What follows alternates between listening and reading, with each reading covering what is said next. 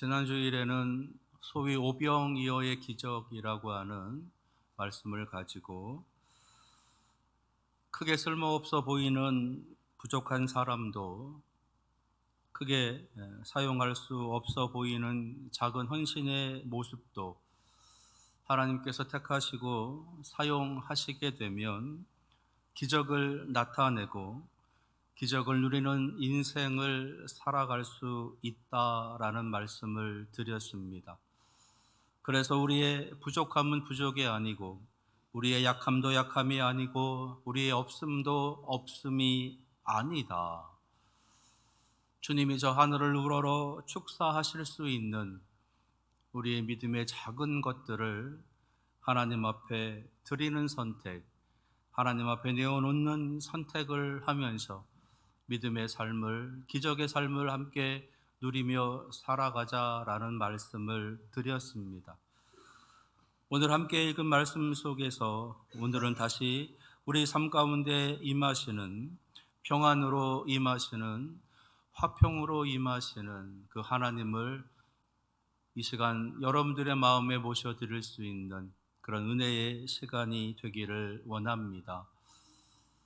사람들이 종교를 만드는 이유, 어떤 절대적인 존재, 신이라 불려지는 존재를 찾아가는 이유가 여러 가지가 있습니다.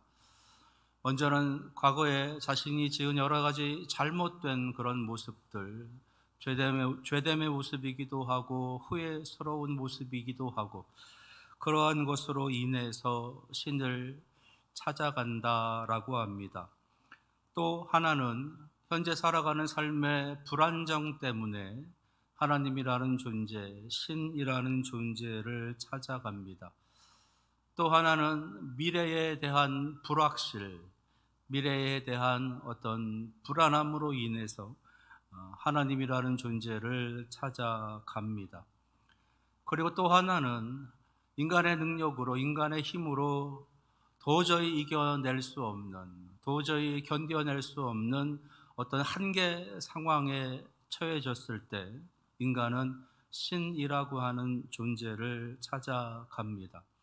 그리고 또 하나는 소위 종교의 씨앗이라고 하는 우리들 마음속에 하나님께서 담아두신 그 종교의 씨앗으로 인해서 본능적으로 이 절대적인 존재, 신에 대한 존재를 인식하고 그 신이라는 존재를 찾아간다라는 것이에요. 과거의 잘못, 현재의 불안정, 미래의 불확실, 그리고 인간의 한계 상황, 그리고 종교의 씨앗이라고 하는 이 다섯 가지의 모습. 근데 여기서 이 다섯 가지의 모습, 이 다섯 가지의 모습들의 공통적인 정서, 공통적인 감정이 하나가 있습니다. 그것은 뭐냐 하면 두려움이라는 거예요. 과거로 인한 두려움, 현재 삶에 대한 두려움, 미래에 대한 두려움, 인간의 능력, 인간의 한계 상황을 맞이하게 되는 두려움, 그리고 종교의 씨앗이라고 하는 절대자에 대한 두려움이 우리들 안에 있다라는 것이에요. 특별히 절대자에 대한 두려움, 종교의 씨앗으로 인한 이 절대자에 대한 두려움, 그 시작을 성경은 창세기 3장에서 우리에게 알려주고 있습니다. 아담과 하와라고 하는 두 사람, 동산 중앙에 있는 나무의 열매를 따먹지 말라라고 하시는 하나님의 말씀을 그들이 어기고 그 열매를 따먹습니다. 그랬더니 그들의 눈이 밝아졌다는 거예요. 그래서 그들의 눈이 밝아져서 에덴 동산의 아름다움, 에덴 동산의 더 놀라운 영광스러움, 그런 것들을 그들이 본 것이 아니라 자기들이 벌거벗은 것을 보고 부끄러워서 무화과 나무의 잎으로 치마를 해 입었다라는 것이에요. 그리고 나서 하나님께서 에덴 동산 사이를 거니시는 그 소리를 아담과 하와가 듣게 됩니다. 그래서 그들은 나무 뒤에 숨습니다. 숨는 이유는 하나님께서 자신들을 찾을까라고 하는 두려움 때문이에요. 창세기 3장에서는 이렇게 그 사건을 기록합니다. 내가 동산에서 하나님의 소리를 듣고 내가 벗었으므로 두려워하여 숨었나이다. 하나님에 대한 두려움이 벌써 여기 창세기에서 시작되었다라는 것이, 그러니까 인간들이 가지고 있는 하나님의 형상으로서의 그 종교의 씨앗이라고 하는 것으로 인해서 절대자에 대한, 하나님에 대한 인식을 하고 있었고, 그 하나님에 대한 두려움이 여기서 시작되었다라는 겁니다. 그런데 이 두려움이라고 하는 감정은 하나님께서 처음부터 주신 감정이냐? 그렇지 않나요? 그 감정은 인간의 죄로 인해서 시작된 감정이라는 겁니다. 그러니까 불안이라고 하는, 두려움이라고 하는 이 감정은 죄와 깊은 관계가 있다라는 것.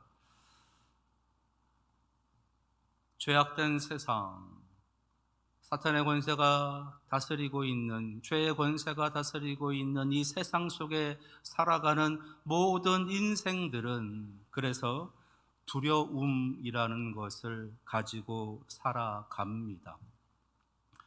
실패에 대한 두려움이 있고, 내가 잘 알지 못하는 것, 불확실한 것에 대한 두려움, 인정받지 못하는 것에 대한 두려움, 어떠한 공동체에 포함되지 못할까, 그 공동체에서 버림받지는 않을까라고 하는 것에서 오는 두려움, 남들과의 경쟁에서 뒤처지지는 않을까라고 하는 두려움, 어떤 미지의 존재에 대한 막연한 두려움도 있고, 죽음에 대한 두려움, 자기 존재에 대한 두려움, 자신의 역할, 자신의 가치에 대한 두려움, 성취에 대한 두려움도 있습니다. 이 외에도 우리들 눈으로 직접 확인할 수 없는 것들에 대한 두려움도 있고, 어느 날 갑자기 닥쳐오게 될, 자신에게 처해지게 될 여러 가지 많은 불행한 사건, 사고들, 그것에 대한 두려움도 가지고 있습니다. 앞에서 말씀드렸던 이런 두려움 이외에도 수많은 두려움이 이 세상 속에는 가득하다라는 거지요. 그래서 인생은 누구나 다 그 두려움을 안고 살아갑니다. 오늘 말씀 속에 나타나고 있는 이 예수님의 제자들, 이 제자들도 바로 그 두려움이라고 하는 상황에 처해져 있는 모습을 오늘 우리에게 기록해 주고 있습니다. 19절을 보시면 하반절에 배에 가까이 오심을 보고 두려워하거늘 이라고 기록하고 있어요. 지금 제자들의 상황은 두려움이라고 하는 상황이다라는 겁니다. 근데 그들의 두려움의 모습을 오늘 말씀 속에서는 은유적으로 몇 가지를 우리에게 보여주면서 알려주고 있습니다. 먼저 17절 중간쯤 보시게 되면 이미 어두웠고 예수는 아직 그들에게 오시지 아니하셨더니, 그러니까 이미 어두웠다. 예수님은 오시지 않았다. 또 이어서 18절에는요, 큰 바람이 불어 파도가 일어나더라. 이미 어둡다. 주님이 오시지 않았다. 주님이 함께 하시지 않았다.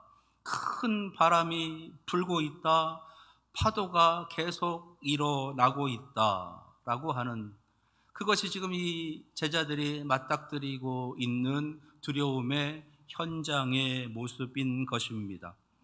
그리고 물 위를 걸어오는 어떤 그 존재가 무엇인지 정확하게 알 수 없는 어떤 희미한 존재가 그들이 가까이 오고 있는 것에서 오는 두려움까지, 이런 모든 두려움들이 지금 제자들에게 닥치고 있다라는 것이에요. 근데 이 모습은 지금 그 갈릴리라고 하는 그 호수를 이제 배로 건너가고 있는 제자들의 한 단편적인 모습만을 보여주시는 것이 아니라 인생이라고 하는 이 긴 바다를 항해하고 있는 우리들의 모습을 그대로 보여주고 있다라는 거예요. 이미 어둡다. 주님이 계시지 않다. 큰 바람이 불어온다. 파도가 계속해서 밀려온다라는 겁니다. 어두운 것만으로도, 주님이 계시지 않는 것만으로도, 큰 바람이 부는 것만으로도, 파도가 덮치는 것만으로도 인생의 두려움의 그런 모습은 엄청나게 커다랗게 우리에게 닥쳐오는데, 이것이 지금 한꺼번에 밀려왔다라는 거예요. 어둡기도 하고 주님도 계시지 않고 큰 바람이 불어닥치고 있고 파도도 계속해서 위험차게 그렇게 치고 있는 그 모습, 거기다가 저 멀리서부터 물 위를 무엇인가가 자신들에게 가까이 다가오고 있는데 그것이 무엇인지 구체적으로 알 수 없는, 그래서 그의 마음속에서는 혹시나 저것이 죽음의 사자는 아닌가라고 하는 죽음에 대한 공포, 죽음에 대한 위협까지 그들은 한꺼번에 느끼고 있는 것입니다. 우리들의 모습인 거지요. 바로 여러분들의 모습이기도 한 겁니다. 어떤 이는 어두운 깜깜한 길을 걸어가는 중이기도 할 것이고요. 어떤 이는 큰 바람이 몰아쳐서 이리 흔들거리고 저리 흔들거리면서 거세게 그렇게 살아가고 있는 중이기도 할 것이고요. 어떤 이들은 파도를 넘어가기 위해서 계속해서 엄청난 노력을 하며 숨을 헐떡거리면서 그 파도를 가고 있는 중이기도 할 것입니다. 겨우 하나를 넘었나 싶었는데 곧 이어서 또 다른 파도가 몰려오고 또 다른 파도가 몰려오고, 그렇게 계속해서 인생의 험난한 파도가 밀려오고 있는 그 현장. 그래서 좀처럼 두려움이라고 하는 것을 벗어날 수 없는, 끊임없이 그 두려움이라고 하는 것이 계속 발생되고 또 생겨나고 또 생겨나며 우리를 힘들게 하고 있는 그러한 상황, 그것이 지금 이 오늘 말씀 속에서 보여주고 계시는 인생의 모습이다라는 것입니다. 어디로 가야 될지 알 수 없는 상황, 아무리 노를 저어도 쉽사리 자신들이 가고자 하는 그 도착지에 도착할 수 없는 그러한 상황, 심지어는 자신들의 생명까지도 엄청난 위협을 받는 그러한 상황, 거기다가 자신들의 경험, 자신들의 능력을 넘어서는 거대한 자연, 거대한 파도에 대한 두려움까지. 예수님의 제자들 중에는 어부가 있습니다. 베드로, 안드레, 야고보, 요한이라고 하는 이 네 명의 제자들이 어부예요. 그들이 어부로 활동했었던 그곳이 어디냐 하면 갈릴리였어요. 오늘 말씀에 디베랴라고 하는 이 호수가 바로 그 갈릴리 호수입니다. 그러니까 지금 이 베드로, 안드레, 야고보, 요한은 자신들의 삶의 거점이었던 것, 자신들이 가장 익숙하고 가장 잘 할 수 있는 바로 그 갈릴리에서 배를 타고 건너가고 있는 거예요. 누구보다 자신할 수 있는, 누구보다 잘한다라고 자신하고 있는, 그런데 그들에게 그들의 힘을 뛰어넘는 그러한 거대한 두려움이 그들에게 덮쳐왔다라는 겁니다. 잘할 수 있을 거다, 아니야 잘할 거야, 충분히 이겨낼 수 있어, 이겨낼 거야 라고 하는 끊임없는 어떤 자기 최면, 자기 암시를 끊임없이 우리들 머릿속에, 가슴속에 그렇게 집어넣고 이겨내고 또 이겨내면서 살아가고자 하지만 결국은 또 무너지고 또 실망하고, 그래서 그 거대한 위협 앞에 늘 두려움을 안고 살아가야 되는 것이 바로 이들의 모습, 우리들의 모습이다라는 거예요. 그런데 놀라운 일이 벌어집니다.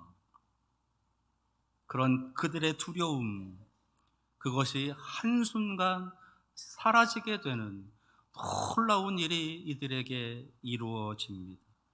21절 보시게 되면 이에 기뻐서 배로 영접하니 배는 곧 그들이 기다리던 땅에 이르렀더라. 이에 기뻐서 두려움이라고 하는 이 극한의 상황 속에서 이 제자들이 갑작스럽게 큰 기쁨 가운데 처해졌다라는 거예요. 기쁨뿐만 아니라 그들의 마음속에 엄청난 평안의 은혜가 임하게 되었다라는 겁니다. 그 이유가 무엇일까? 자신들의 힘으로는 도저히 이길 수 없을 것 같은 그런 두려움의 상황, 자신의 생명까지도 위협을 받게 되는 그 두려움의 상황이 한순간에 사라지게 되는, 큰 기쁨과 큰 평안을 누리게 되는, 도대체 무엇이 그들을 그렇게 이끌어 갔겠느냐라는 것, 그것을 오늘 20절 말씀은 우리에게 이렇게 기록합니다. 이르시되 내니 두려워하지 말라 하신대. 내니 두려워하지 말라. 누구의 말씀이십니까? 바로 주님의 말씀이십니다. 하나님의 말씀이십니다. 죽음의 한복판에, 어두움의 한복판에 살아가고 있는 이 제자들에게, 아니 우리 인생들에게 하나님께서, 주님께서 말씀하시는 거예요. 나다 두려워하지 말아라. 두려워하지 말아라. 이 두려워하지 말라라고 하시는 이 말씀에는 많은 것들이 담겨져 있습니다. 먼저는 내가 너희들이 지금 어떤 상황에 처해져 있는지 내가 다 알고 있다. 너희들의 상황이 어떻게 시작되었고 어떤 과정을 거쳐서 어떻게 되어졌는지, 그래서 지금 너희들이 왜 불안해하고 두려워하고 있는지, 왜 죽음의 위협 속에서 그렇게 공포에 떨고 있는지 내가 다 지켜보고 알고 있다. 그래서 내가 달려왔다. 그래서 내가 물 위로 너희를 향해서 달려왔다라고 하시는 말씀이신 거예요. 그러시면서 내가 지켜주겠다. 내가 너희를 지켜주겠다. 내가 너희를 보호해주겠다. 그러니 걱정하지 말고 두려워하지 말아라 라고 하시는 그 말씀이신 겁니다. 예수 그리스도의 또 다른 이름 임마누엘, 하나님이 우리와 함께 하십니다. 하나님이 우리와 함께 하십니다. 그 말씀의 이름처럼 예수님께서는 지금 그 제자들과 함께 하셨고 그 제자들을 지켜주고 계시는 겁니다. 사실 성도들은요, 하나님의 말씀, 하나님의 음성, 주님의 음성, 그거 하나면 다 돼요. 깊은 좌절 속에, 절망 속에, 때로는 시험 속에, 환난과 여러 가지 많은 고난과 어려움들 가운데 하나님 앞에 눈물 흘리고 하나님 앞에 떼를 쓰기도 하고, 때로는 인생 살아가면서 어떻게든 살아남기 위해 악을 쓰고 그렇게 살아가는 인생들, 때로는 어둡게, 때로는 악하게 그렇게 살아가는 인생들, 그 모습을 가지고 살아가는, 믿음이 있건 믿음이 없건 살아가는 인생들. 그러나 그런 인생을 살아가는 우리들, 바로 믿음의 사람들에게 있어서 다시금 넘어졌던 그 자리에서 일어설 수 있게 하는 그 힘과 능력은 하나님의 말씀, 하나님의 음성, 그 한마디면 되더라라는 거예요. 누구야, 내가 너를 사랑한다. 누구야, 내가 너와 함께 할 것이다. 누구야, 내가 너를 지켜줄 것이니 걱정하지 말아라, 두려워하지 말아라 라고 하시는 그 음성 하나면 되는 거예요. 어쩌면 우리는 그 음성 때문에 지금껏 살아왔는지도 모릅니다. 그리고 또 어쩌면 우리는 그 음성을 듣고 싶어서 계속해서 하나님 앞에 나와 예배하며 하나님 앞에 기도하며 살아가고 있는지도 모릅니다. 더 듣고 싶어서.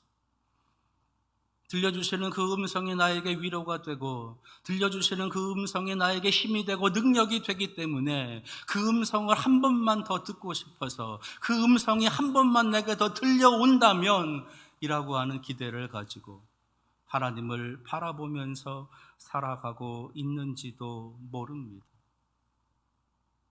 여러분들은 어떠신가요? 여러분들의 인생 속에서, 여러분들 살아가는 신앙의 인생 속에서 그 음성이 자꾸 들려오시나요? 그 음성이 자꾸 여러분들에게 들려주십니까? 저는 오늘 내니 두려워하지 말라 말씀하시는 이 주님의 음성이 제자들에게 들려주시는 음성을 넘어서 바로 여러분들에게도 들려주시는 주님의 음성이 되기를 원합니다. 오늘의 이 말씀이 여러분들의 귀에 쟁쟁하게 여러분들의 마음에 깊이 새겨지는 그런 놀라운 위로의 말씀, 평안의 말씀, 능력의 말씀이 되기를 원합니다. 내니 두려워하지 말라. 그 음성을 들은 이 제자들은 완전히 달라졌어요. 이에 기뻐서 배로 영접하니, 이에 기뻐서 배로 영접하니, 모든 두려움이 사라지고 그들의 마음의 기쁨과 그리고 평안이 그리고 감사가 나타나면서 주님을 영접하는, 하나님을 예배하는, 하나님의 영광을 높여드리는 그런 인생을 그들이 시작했다라는 것이에요. 뿐만 아니라 21절 하반절에 배는 곧 그들이 가려던 땅에 이르렀더라. 그들이 처음 가고자 했던 그 땅에, 그곳에 그 배가 도착했다라는 겁니다. 그들이 가고자 했던 곳이 어디입니까? 그들이 가고자 했던 곳은 바로 제자들과 함께 예수 그리스도께서 놀라운 사역을 펼치실 현장이었어요. 놀라운 기적을 나타내고 놀라운 은혜를 나타내고 놀라운 말씀의 가르침을 베푸시는 그 놀라운 현장, 그래서 하나님을 증거하고 하나님의 사랑을 나누고 하나님의 나라가 확장되어져 가는 그 현장, 그곳이 바로 그들이 가고자 했던 땅이었던 것이에요. 하나님께서는 그것을 그렇게 이루어 가시는 겁니다. 제자들에게 말씀을 통해서 그들에게 기쁨과 그들에게 평안과 그리고 그들에게 하나님을 향한 영광 속에 거하며 살게 하실 뿐만 아니라 이어서 그 다음의 일들을, 그 다음에 놀라운 일들을, 그 다음에 놀라운 기적의 현장을 살아가게 하시는 거예요.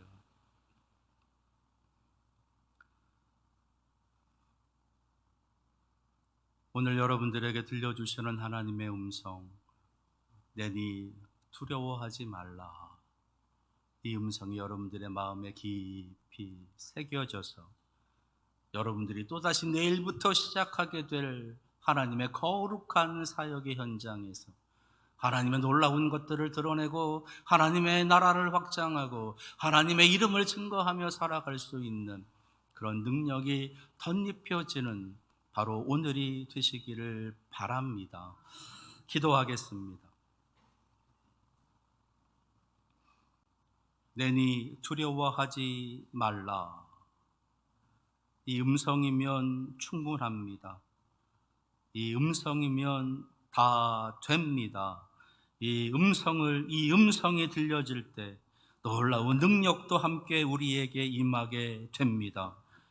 오늘 이 말씀이 우리 사랑하시는 교회와 우리 성도들의 심령에 깊이 울려지게 하옵소서. 예수 그리스도의 이름으로 기도합니다. 아멘.